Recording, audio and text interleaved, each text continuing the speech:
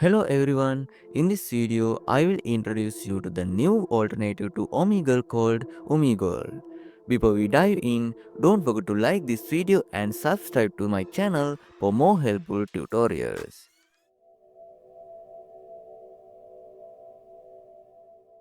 To get started, open your browser and search for Omegle on Google. Click on the first result and you will notice that the layout is very similar to Omegle. This website allows you to chat with lots of people just like the original Omegle.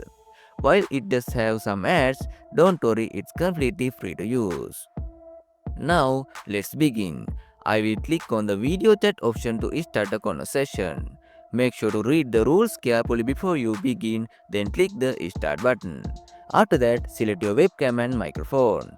Once everything is set up, you can start chatting and enjoy your experience. If you found this video helpful, please like and subscribe for more content about Omegle. Thanks for watching and I will see you in the next video.